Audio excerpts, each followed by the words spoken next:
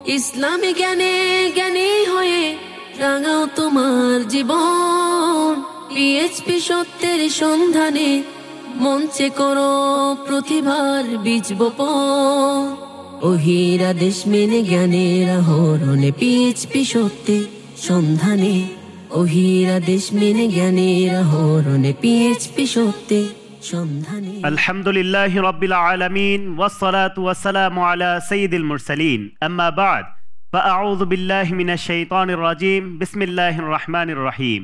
দূরে কিংবা কাছে, দেশ কিংবা প্রবাসে, যে যেখান থেকে পিএইচপি ফ্যামিলি নিবেদিত পিএইচপি সত্যের সন্ধানে 2025 এর আজকের পর্বটি দেখছেন, আপনাদের সকলকে জানাই স্বাগতম। শুরুতে জানিয়ে দিতে চাই, আমাদের এই আয়োজনের টাইটেল স্পন্সর হিসেবে আছে PHP family, powered by Gentle Park. আপনারা দেখেছেন আমাদের সাথে মাক্কি এবং মাদানী গ্রুপের কোয়ার্টার ফাইনালের দুই গ্রুপের 6 জন করে প্রতিযোগী এই মঞ্চে উপস্থিত হয়েছিল। আজকে আমার সাথে আছে সিদ্দিকী গ্রুপের 6 জন প্রতিযোগী।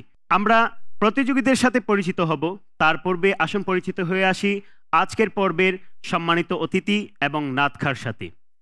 সম্মানিত অতিথি হিসাবে আমাদের সাথে উপস্থিত আছেন ছোট দায়রা জামে মসজিদের সম্মানিত খতিব সাহেব ASM সদরুদ্দিন আজহারি। আসসালামু আলাইকুম ওয়া রাহমাতুল্লাহি ওয়া বারাকাতুহু। ওয়া আলাইকুম আসসালাম ওয়া রাহমাতুল্লাহি ওয়া বারাকাতুহু। এবং আমাদের সাথে সম্মানিত নাতখা হিসাবে উপস্থিত আছেন মাওলানা হারুনুর রশিদ কাদেরী। আসসালামু আলাইকুম ওয়া রাহমাতুল্লাহি ওয়া বারাকাতুহু। ওয়া আলাইকুম আসসালাম ওয়া রাহমাতুল্লাহি ওয়া বারাকাতুহু। আপনাদের উভয়কে আমাদের আজকের মঞ্চে স্বাগত। আপনাকেও ধন্যবাদ। এবং আমাদের সাথে দর্শক সারিতে নির্বাচিত দর্শকবৃন্দ উপস্থিত আছেন, আপনাদেরকেও আমাদের মঞ্চে স্বাগতম। আসুন আমরা আমাদের প্রতিযোগীদের সাথে পরিচিত হয়ে আসি। শুরুতে আপনি আপনার নাম, আপনার প্রতিষ্ঠানের নাম, আপনি কোন ক্লাসে অধ্যয়নরত আছেন বলবেন। আমি মোহাম্মদ মাহারুল ইসলাম, আমি সরকারি তুলারাম কলেজ থেকে এসেছি, আমি দ্বাদশ শ্রেণীতে অধ্যয়নরত। জি, পরবর্তী প্রতিযোগী আপনি বলবেন। আসসালামু আলাইকুম, আমি মোহাম্মদ সিরাজুল মুস্তাফা রোশন, চট্টগ্রাম সিটি কর্পোরেশন হাতেখড়ি স্কুল অ্যান্ড কলেজ থেকে আগত। জি, পরবর্তী প্রতিযোগী আপনি বলবেন। আসসালামু আলাইকুম রহমতুল্লাহ, আমি মোহাম্মদ শহীদুল ইসলাম, গরিপুর সরকারি কলেজ, দ্বাদশ শ্রেণী। জি, পরবর্তী প্রতিযোগী আপনি বলবেন। আসসালামু আলাইকুম ওরহমতুল্লাহ, আমি KAFM Imamuddin, institute of building technology চাঁদপুরে প্রথম বর্ষে অধ্যয়নরত, আমি ফেনী থেকে আসছি। পরবর্তী প্রতিযোগী আপনি বলুন। আসসালামু আলাইকুম রহমতুল্লাহ, আমি শাহরিয়ার হোসেন অভি, আমি আসছি সীতাকুণ্ড থানা থেকে, চট্টগ্রামের সীতাকুণ্ড থানা থেকে, আর আমি উমরগনি MS কলেজের স্টুডেন্ট। জি, আপনি বলুন। আসসালামু আলাইকুম রহমতুল্লাহি ওয়া বারাকাতুহু, আমি মোহাম্মদ আরিফ, সিটি কর্পোরেশন আদর্শ উচ্চ বিদ্যালয় নবম শ্রেণীতে অধ্যয়নরত আছি, আমি ঢাকা জেলা থেকে এসেছি। জি, আশা করি আপনারা সকলে ভালো আছেন। আমাদের আজকের এই পর্বতে আপনাদেরকে স্বাগতম। আপনারা সকলে ভালো আছেন? আলহামদুলিল্লাহ ভালো আছি, আপনি কেমন আছেন? আলহামদুলিল্লাহ, আমিও ভালো আছি। আপনাদের প্রস্তুতি কেমন? আলহামদুলিল্লাহ ভালো। জি, আমরা আশা করি আপনাদের কাছ থেকে আজকে খুব হাড্ডাহাড্ডি একটি লড়াই দেখতে পাবো ইনশাআল্লাহ। ইনশাআল্লাহ। তাহলে আমরা শুরু করতে পারি? জি ইনশাআল্লাহ। জি, শুরু করার আগে আমি বলে দিতে চাই যে আজকের পর্বে আমাদের 3টি সেগমেন্টে আমাদের এই পর্বটি বিভক্ত করা হয়েছে। প্রথম সেগমেন্ট হলো জ্ঞানের জ্যোতি, যেখানে আপনাদেরকে 2টি করে প্রশ্ন করা হবে, এবং পরবর্তী সেগমেন্ট হলো MCQ, যেখানে আপনাদেরকে 4টি করে অপশন দেওয়া হবে এবং প্রশ্ন বলা থেকে 45 সেকেন্ড সময় দেওয়া হবে। এই 45 সেকেন্ডের মধ্যেই আপনাদেরকে সঠিক উত্তর বাছাই করে নিতে হবে। আর সঠিক উত্তর বাছাই করার সাথে সাথে আপনারা পেয়ে যাবেন 5 নাম্বার। আর যদি ভুল হয়ে যায় তাহলে কোনো নাম্বার মাইনাস হবে না। এর পরবর্তীতে আমাদের হবে মদিনার সুর সেগমেন্ট। আপনারা সকলে বুঝতে পেরেছেন? তাহলে আমরা শুরু করলাম জ্ঞানের জ্যোতি সেগমেন্ট। পিএইচপি সত্যের সন্ধানে। জ্ঞানের জ্যোতি সেগমেন্টের সর্বপ্রথম প্রশ্ন আপনার জন্য। কোরআনে উল্লেখিত বাহন হিসাবে সৃষ্টি করা প্রাণীর নাম কি? কোরআনে উল্লেখিত বাহন হিসেবে সৃষ্টি করা প্রাণীর নাম হচ্ছে গাধা, ঘোড়া। গাধা, ঘোড়া, আর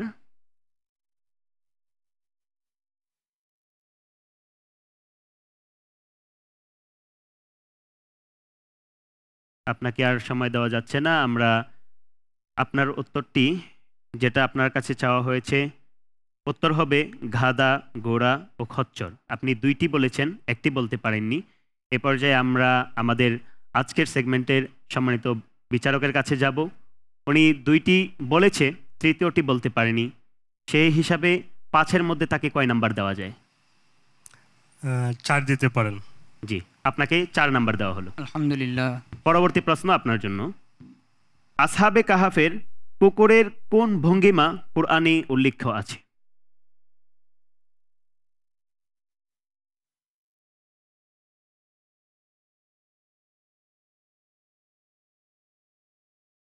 আসহাবে কাহাফের কুকুরের কোন ভঙ্গিমা কুরআনে উল্লেখ আছে?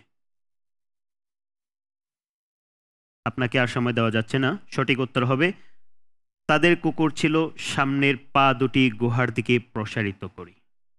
আপনি সঠিক উত্তরটি দিতে পারেননি। পরবর্তী প্রতিযোগী, আপনার জন্য প্রথম প্রশ্ন। কুরআনে কোন প্রাণীর গোশত স্পষ্ট হারাম করা হয়েছে? শুকরের। উত্তর দিয়েছেন শুকরের। আপনার উত্তরটি সঠিক হয়েছে। আলহামদুলিল্লাহ। আপনার জন্য দ্বিতীয় প্রশ্ন। শনিবারে মাছ খাওয়ার অপরাধে আল্লাহ তাদেরকে কোন প্রাণীর আকৃতিতে রূপান্তরিত করে? বানরের আকৃতিতে। আপনাকে প্রশ্ন করা হয়েছিল শনিবারে মাছ খাওয়ার অপরাধে আল্লাহ তাআলা তাদেরকে কোন প্রাণীর আকৃতিতে রূপান্তরিত করে। এখানে দাউদ আলাইহিস সালামের উম্মতদের কথা বোঝানো হয়েছে। তাদেরকে নিষেধ করা হয়েছিল তারা যেন শনিবারে মাছ শিকার না করে, মাছ না খায়। তাদের কথাই এখানে উল্লেখ করা হয়েছে। আপনার উত্তরটি সঠিক হয়েছে। পরবর্তী প্রশ্ন আপনার জন্য। জাদুঘরদের মোকাবেলায় মুসা আলাইহিস সালাম এর লাঠি ছেড়ে দিলে তা কিসের আকৃতি ধারণ করে? সাপের আকৃতি। সাপের আকৃতি। আপনার উত্তরটি সঠিক হয়েছে। আলহামদুলিল্লাহ। আপনার জন্য দ্বিতীয় প্রশ্ন। কিভাবে দাফন করবে তা শিক্ষা দেওয়ার জন্য আল্লাহ তাআলা কি প্রেরণ করেছিলেন? কাক। আল্লাহ তাআলা কাক প্রেরণ করেছিলেন। আপনার এই উত্তরটিও সঠিক হয়েছে। আলহামদুলিল্লাহ। আমরা জানি যখন পৃথিবীর শুরু তখন মানুষ কিভাবে মানুষকে দাফন করতে হবে, কিভাবে কাফন করতে হবে তা কোনো কিছুই মানুষ জানতো না। আল্লাহ রাব্বুল আলামিন কাক নাজিল করে মানুষকে শিক্ষা দিয়েছেন যে মানুষকে কিভাবে দাফন করতে হবে। আপনার উত্তরটি সঠিক হয়েছে। পরবর্তী প্রতিযোগী, আপনার জন্য প্রথম প্রশ্ন। কিসের মাধ্যমে জিনরা সুলাইমান আলাইহিস সালামের মৃত্যুর বিষয়ে জানল? যখন জিনরা সুলাইমান আলাইহিস সালামের কাছে আসলো তখন। যখন জিনরা সুলাইমান আলাইহিস সালামের কাছে আসলো তখন জানতে পারলো। জি। আপনি যে উত্তরটি দিয়েছেন, অর্থাৎ উনি সুলাইমান আলাইহিস সালাম তখন কিছু একটার উপরে তিনি বসেছিলেন। যখন জিনরা আসলো তখন ওনার সাথে কথা বলার সময় উনি পড়ে গেছেন। ওনার সাথে কথা বলার সময় উনি পড়ে গেছেন এমন কিছু নয়। উত্তরটি হবে মাটির পোকা বা ওই পোকা যখন সুলাইমান আলাইহিস সালামের লাঠিটাকে খেয়ে ফেলেছে তখন জিনরা জানতে পারে যে সুলাইমান আলাইহিস সালাম দুনিয়া থেকে বিদায় নিয়েছেন। আপনার উত্তরটি সঠিক হয়নি। আপনার জন্য দ্বিতীয় প্রশ্ন। মৌমাছির নাম অনুকরণে কুরআনে একটি স্বতন্ত্র সূরা নাজিল হয়েছে। সূরাটির নাম কি?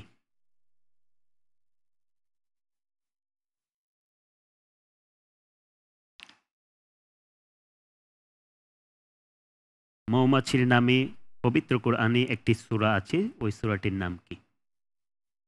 সূরা আনাম। সূরা আনআম। সূরা আনআম নয়, সঠিক উত্তরটি হবে সূরা নাহাল। আপনার দ্বিতীয় উত্তরটিও সঠিক হয়নি। পরবর্তী প্রতিযোগী, আপনার জন্য প্রথম প্রশ্ন। আল্লাহ তাআলা কিসের উপমা দিতে সংকোচ বোধ করেন না? আল্লাহ তাআলা কোনো কিছুর উপমা দিতে সংকোচ বোধ করেন না, সেটি হোক মশা কিংবা তার চেয়েও নিকৃষ্ট কোনো প্রাণী। সেটি হোক মশা কিংবা তার চেয়ে নিকৃষ্ট কোনো প্রাণী। আপনি যেভাবে উত্তরটি দিয়েছেন আপনার উত্তরটি সঠিক হয়েছে, কিন্তু আমার হাতে যেই উত্তরটি আছে সেটি হলো আল্লাহ তাআলা মশা কিংবা তদাক্ষেপ ক্ষুদ্র কোনো বস্তুর উপমা দিতে সংকোচ বোধ করেন না। ঘুরিয়ে ফিরিয়ে একই কথা হলো। আপনার উত্তরটি সঠিক হয়েছে। আলহামদুলিল্লাহ। আপনার জন্য দ্বিতীয় প্রশ্ন। কোন কীট পতঙ্গ সুলাইমান আলাইহিস সালাম এর সৈন্যবাহিনীর আসার সংবাদ দিল? পিপিলিকা। পিপিলিকা। আপনার উত্তরটি সঠিক হয়েছে। আলহামদুলিল্লাহ। সর্বশেষ প্রতিযোগী, আপনার জন্য প্রশ্ন। যারা আল্লাহর পরিবর্তে অপরকে সাহায্যকারী রূপে গ্রহণ করে তাদের দৃষ্টান্ত কিসের মতো? তাদের দৃষ্টান্ত মাকড়সার ঘরের মতো, কেননা মাকড়সা ঘর বানায় এবং তাদের সব ঘরের মধ্যে মাকড়সার ঘর সবচেয়ে নিকৃষ্ট, সবচেয়ে দুর্বল। তাদের দৃষ্টান্ত মাকড়সার নেই, কারণ মাকড়সার ঘর সবচেয়ে দুর্বল থাকে। আর আল্লাহ রাব্বুল আলামিন এই ব্যাপারে পবিত্র কুরআনুল কারিমে একটি সূরাও নাজিল করেছেন, যেই সূরার নাম হলো আনকাবুত। সূরা আনকাবুতের ৪১ নম্বর আয়াতে আল্লাহ রাব্বুল আলামিন ইরশাদ করেন, যারা আল্লাহর পরিবর্তিতে অপরকে সাহায্যকারী রূপে গ্রহণ করে তাদের দৃষ্টান্ত হলো মাকড়সা, সে ঘর বানায়, আর নিশ্চয়ই সব ঘরের মধ্যে মাকড়সার ঘর বেশি দুর্বল। আপনার উত্তরটি সঠিক হয়েছে, আলহামদুলিল্লাহ। আপনার জন্য দ্বিতীয় প্রশ্ন। কোরআনে কয়টি প্রাণীর নাম উল্লেখ আছে?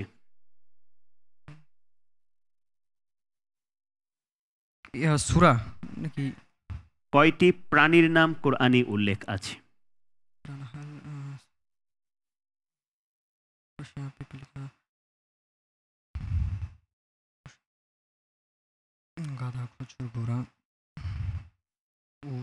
দুঃখিত, আপনাকে আর সময় দেওয়া যাচ্ছে না।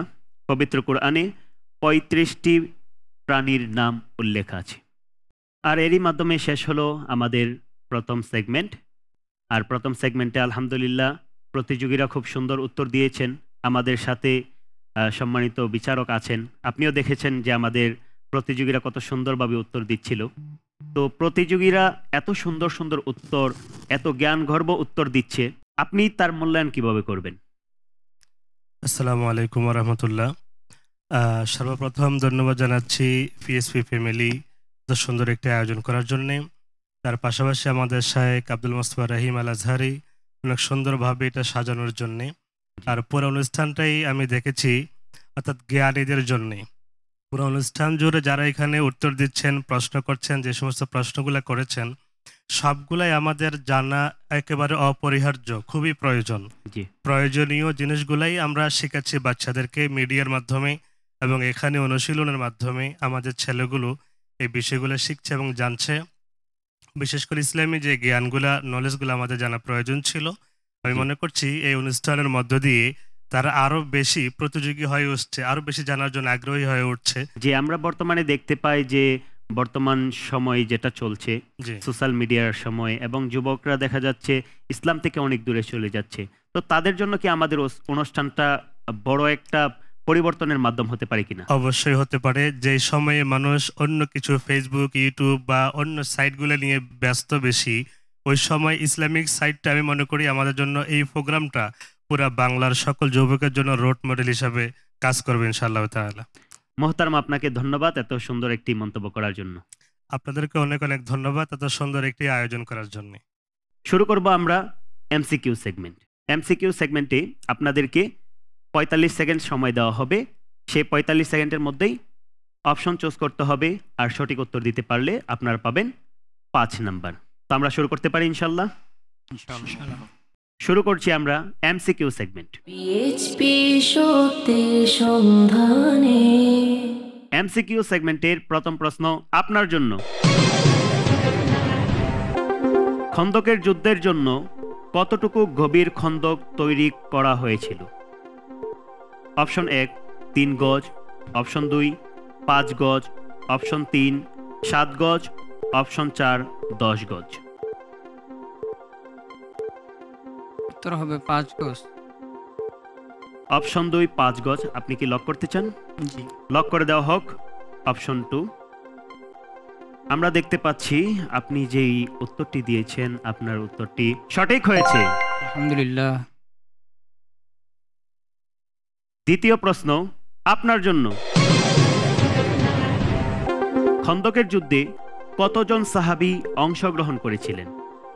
অপশন ১ ২,০০০ সাহাবী, অপশন ২ ২,৫০০ সাহাবী, অপশন ৩ ৩,০০০ সাহাবী, অপশন ৪ 5000 সাহাবি? অপশন 1 2000 সাহাবি, অপশন 2 2500 সাহাবি, অপশন 3 3000 সাহাবি, অপশন 4 5000 সাহাবি।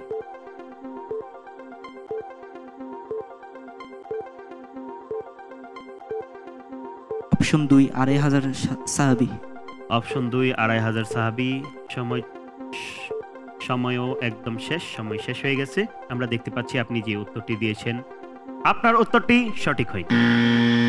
সঠিক উত্তর হবে 3000 সাহাবি। পরবর্তী প্রশ্ন আপনার জন্য।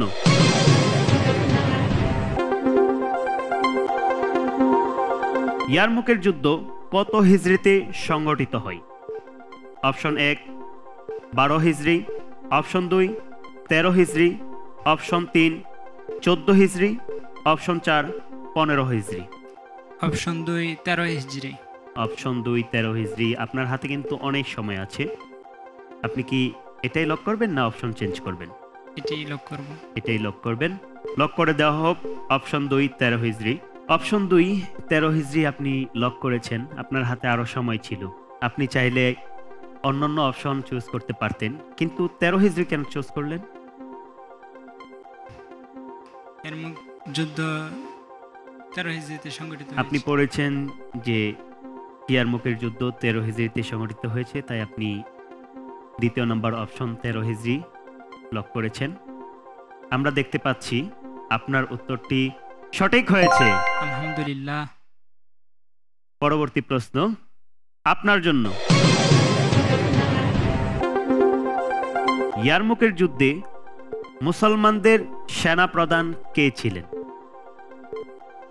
অপশন 1 হযরত উসমান রাদিয়াল্লাহু তাআলা আনহু, অপশন 2 হযরত আলী রাদিয়াল্লাহু তাআলা আনহু, অপশন 3 হযরত খালিদ বিন ওয়ালিদ রাদিয়াল্লাহু তাআলা আনহু, অপশন 4 হযরত আবু উবাইদা রাদিয়াল্লাহু তাআলা আনহু।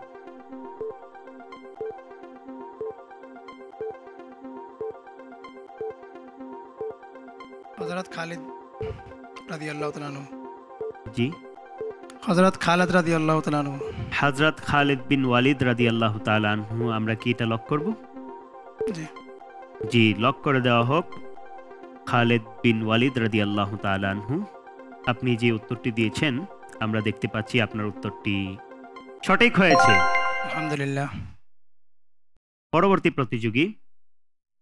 এবার প্রশ্ন আপনার জন্য। কোন যুদ্ধে আরজুন তলোয়ারটি রাসূল সাল্লাল্লাহু তাআলা আলাইহি ওয়াসাল্লাম হযরত আব্দুল্লাহ বিন জাহাশ রাদিয়াল্লাহু তাআলা আনহুকে দেন? অপশন 1 বদর যুদ্ধ, অপশন 2 খন্দকের যুদ্ধ, অপশন 3 উহুদ যুদ্ধ, অপশন 4 খাইবার যুদ্ধ। আমি অপশন হিসেবে বেছে নিচ্ছি অপশন 2। অপশন 2 খন্দকের যুদ্ধ। আপনার হাতে আরো 3টি অপশন আছে। আমরা কি এটা লক করব? জি। জি, লক করে দেওয়া হোক অপশন 2। আপনি যে উত্তরটি দিয়েছেন আমরা দেখতে পাচ্ছি আপনার উত্তরটি সঠিক হয়নি। সঠিক উত্তর হবে উহুদ যুদ্ধ। সর্বশেষ প্রতিযোগী। সর্বশেষ প্রশ্ন আপনার জন্য। হযরত আলী রাদিয়াল্লাহু তাআলা আনহু খাইবার যুদ্ধে কোন বিখ্যাত যোদ্ধাকে পরাজিত করেছিলেন? 1 আবু সুফিয়ান, 2 উমাইয়া বিন হিসন, 3 মারহাব, 4 উমাইর বিন ওয়াহাব।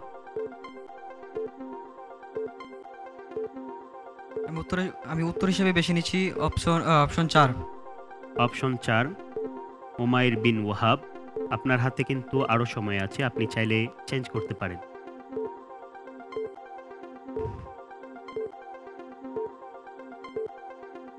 সময় শেষের দিকে। লক করে দিব? জি ইনশাআল্লাহ। জি, আপনি যে উত্তরটি দিয়েছেন আমরা দেখতে পাচ্ছি আপনার উত্তরটি সঠিক হয়নি। সঠিক উত্তর হবে মারহাব। খন্দকের যুদ্ধ সম্পর্কে আমরা কয়েকটি প্রশ্ন শুনেছি। তো এই পর্যায়ে আমাদের সম্মানিত বিচারক আপনার কাছে আমরা জানতে চাইব যে ইসলামের মধ্যে খন্দক যুদ্ধের যে ইতিহাস, সেই ইতিহাস সম্পর্কে যদি কিছু নসিহাত আমাদেরকে করবেন। ধন্যবাদ আপনাকে। মূলত ইসলামের যে যুদ্ধগুলো ছিল, আমি প্রাথমিকভাবে যদি বলি, আমরা ইসলামের যে যুদ্ধ শুরু থেকে শেষ পর্যন্ত হয়েছিল সবগুলাই ছিল আত্মরক্ষামূলক। অর্থাৎ কোনো যুদ্ধই ছিল না যে কাফের মুশরিককে স্বেচ্ছায় আমরা হত্যা করব বা নিহত করব না বিদায় দিব, এই ধরনের কোনো ইচ্ছা ছিল না। তেমনিভাবে খন্দকের যুদ্ধ, ওহুদের যুদ্ধ, বদরের যুদ্ধ, যত যুদ্ধই ছিল সবগুলা যুদ্ধই কিন্তু এই ধরনেরই ছিল।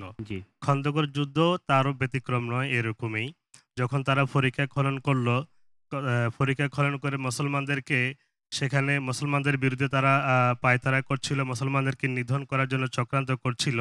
রাসূল করিম সাল্লাল্লাহু তাআলা আলাইহি ওয়াসাল্লামের নির্দেশে এই যুদ্ধটা হয়েছিল, যেটা মূলত আসলে মুসলমানদের একটা বিজয়।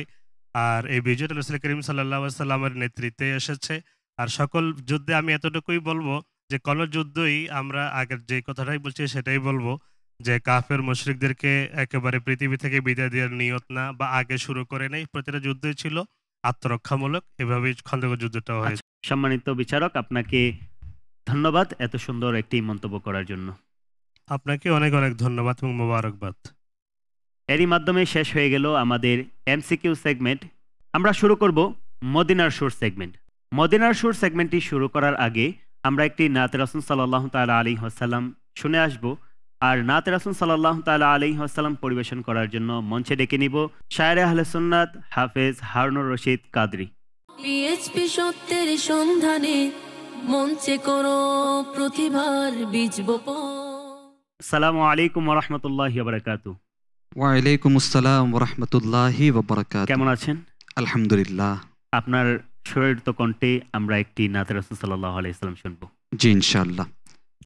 जबी मेरी हो संगे दर तुम्हारा या रसूल अल्लाह, यही है एक जीने का सहारा या रसूल अल्लाह। तुम ही हो बेसहारों का सहारा या रसूल अल्लाह।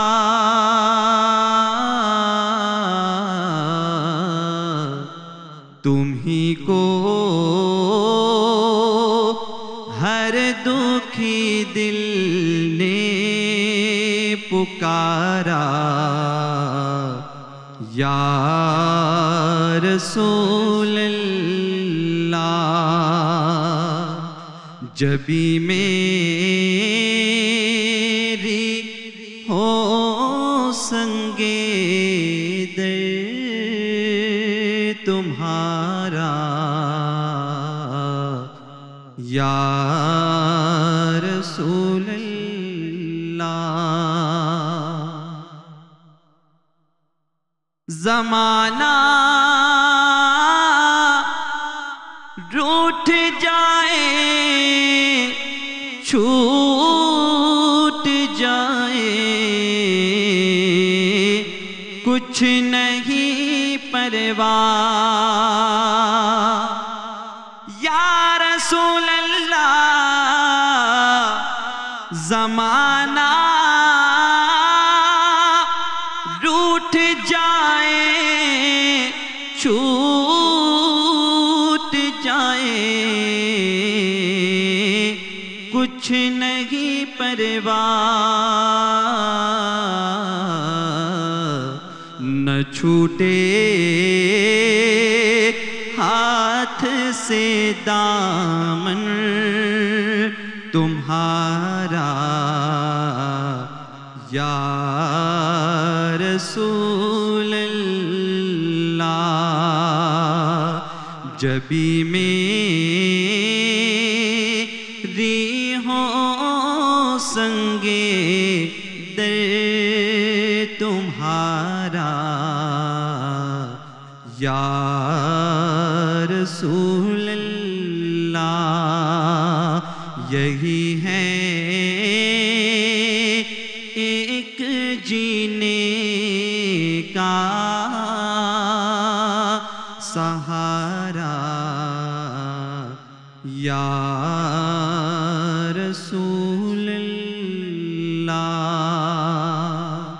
अस्सलामु अलैकुम व रहमतुल्लाह। মাশাআল্লাহ, জাযাকাল্লাহু তাআলা খায়রান। আপনার কণ্ঠে আমরা শুনছিলাম সুন্দর একটি নাত রাসূল সাল্লাল্লাহু তাআলা আলাইহি ওয়াসাল্লাম। দুনিয়া এবং আখিরাতে আমাদের একমাত্র সহায়ক নবী করিম সাল্লাল্লাহু তাআলা আলাইহি ওয়াসাল্লাম। দুনিয়া এবং আখিরাতে যদি অন্য কিছু আমাদের সাথে না থাকে, আর যদি রাসূল আমাদের সাথে থাকে, তাহলে দুনিয়া এবং আখিরাত উভয়টি আমাদের কামিয়াব হয়ে যাবে। দোয়া করি আল্লাহ রাব্বুল আলামিন যেন আমাদের দুনিয়া এবং আখিরাতে রাসূল সাল্লাল্লাহু তাআলা আলাইহি ওয়াসাল্লামের পথ মত অনুসরণ করে তার আদর্শে যেন আমরা আমাদের জীবনটাকে গড়তে পারি। আপনাকে অনেক অনেক শুকরিয়া এত সুন্দর একটি নাত রাসূল সাল্লাল্লাহু আলাইহি ওয়াসাল্লাম। অসংখ্য ধন্যবাদ আপনাকেও। আসসালামু আলাইকুম ওয়া রাহমাতুল্লাহ। ওয়া আলাইকুম আসসালাম ওয়া রাহমাতুল্লাহ। প্রিয় দর্শকবৃন্দ, শুরু করছি আমরা আমাদের প্রিয় সেগমেন্ট মদিনার সুর সেগমেন্ট। পিএইচপি সত্যের সন্ধানে। মদিনার সুর সেগমেন্টে আপনাদেরকে একটি করে সুর শোনানো হবে। সেই সুর শুনে আপনাদেরকে ধরে নিতে হবে, আপনাদেরকে বুঝতে হবে এটি কোন নাতে রাসূল সাল্লাল্লাহু আলাইহি ওয়াসাল্লাম, এবং আপনাদেরকে বলতে হবে। যদি আপনারা বলতে পারেন তাহলে আপনারা পাবেন 5 করে নাম্বার। তাহলে আমরা শুরু করব ইনশাআল্লাহ। ইনশাআল্লাহ। শুরু করছি মদিনার সুর সেগমেন্ট। প্রথম টিউন আপনার জন্য।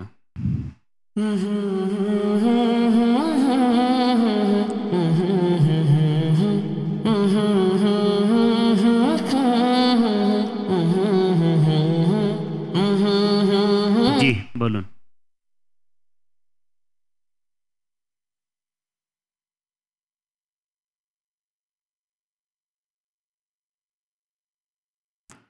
সময়ের মধ্যেই বলতে হবে, সময় অতিবাহিত হলে পাওয়া যাবে না।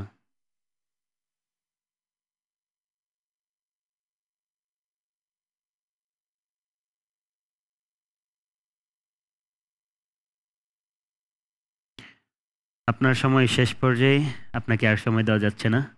সম্মানিত শায়ের, আপনি যদি উত্তরটি বলে দিতেন। আমি মানুষ হতে পারি অতি নগণ্য, আমার মনিব মওলা দেখো জগৎ বরণ্য। আমি প্রেমিক হতে পারি জীর্ণ শীর্ণ, আমি প্রেমিক হতে পারি জীর্ণ শীর্ণ। যাকে ভালোবাসি তিনি অতি অনন্য, আমি মানুষ হতে পারি অতি নগণ্য। পরবর্তী প্রতিযোগী, আপনার জন্য একটি সুর শোনানো হচ্ছে।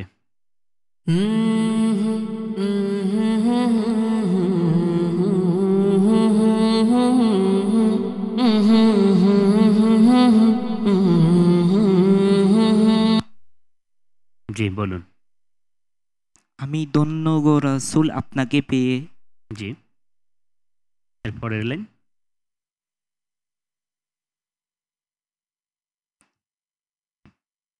আমি আরো বেশি ধন্য আপনার উম্মত হয়ে। আমি আরো বেশি ধন্য আপনার উম্মত হয়ে।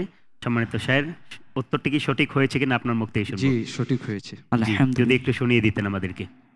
আমি ধন্য গো রাসূল তোমাকে পেয়ে, আমি ধন্য গো রাসূল তোমাকে পেয়ে। আমি আরো বেশি ধন্য তোমার উম্মত হয়ে, আমি আরো বেশি ধন্য তোমার উম্মত হয়ে। ইয়া রাসূলুল্লাহ या हबीब अल्लाह या रसूल अल्लाह या हबीब अल्लाह। পরবর্তী প্রতিযোগী, আপনার জন্য একটি সুর শোনানো হচ্ছে।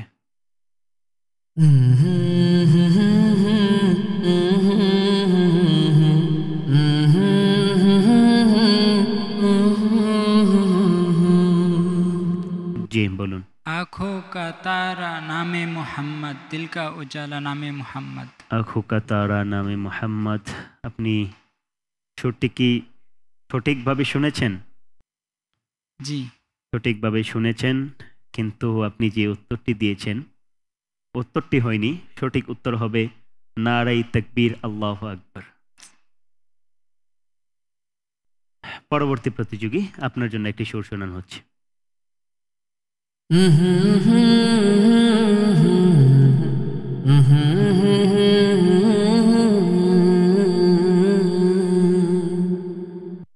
জি বলুন। পাখি আয় আয় আয় আয়, শুনে যামোর মনের বাসনা। পাখি আয় আয় আয় আয়, শুনে যামোর মনের বাসনা। পরের লাইন।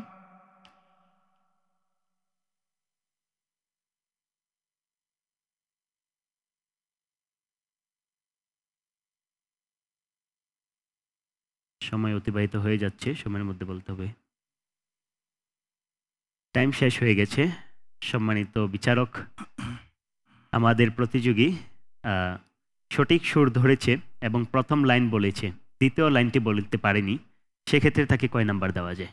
অনেক কষ্ট করে আসছে, চাইরে দেই। যেহেতু সে সুরটাও ধরতে পেরেছে এবং প্রথম লাইনও বলেছে, সেক্ষেত্রে আপনাকে 4 নাম্বার দেওয়া হলো। আলহামদুলিল্লাহ। পরবর্তী প্রতিযোগী, আপনার জন্য সুর শোনানো হচ্ছে।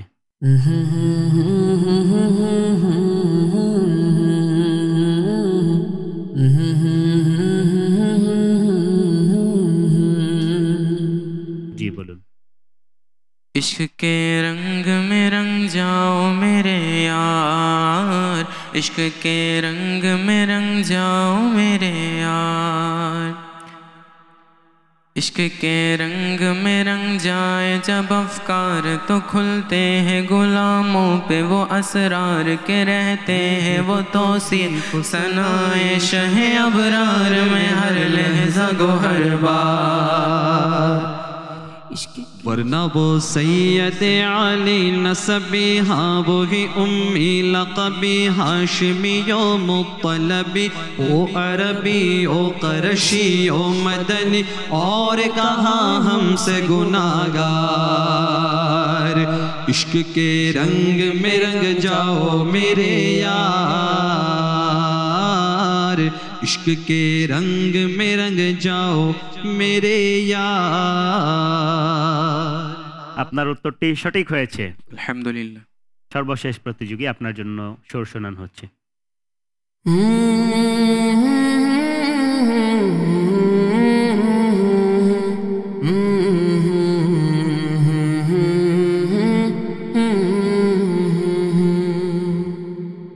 हो करम सरकार, अब तो हो गए गम बेशुमार।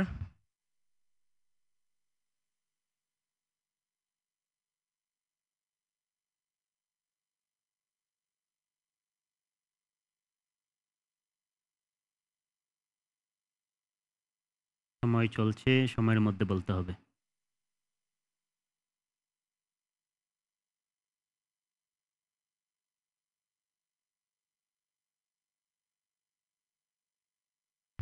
जानो दिल उसे पर।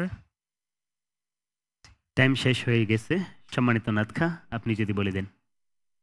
जानो दिल तुम पर फिदा, ए दो जहां के ताजदार। আপনার কাছ থেকে আমরা সরল তো কণ্ঠে শুনতে চাই এটা। हो करम सरकार, अब तो हो गए गम बेशुमार।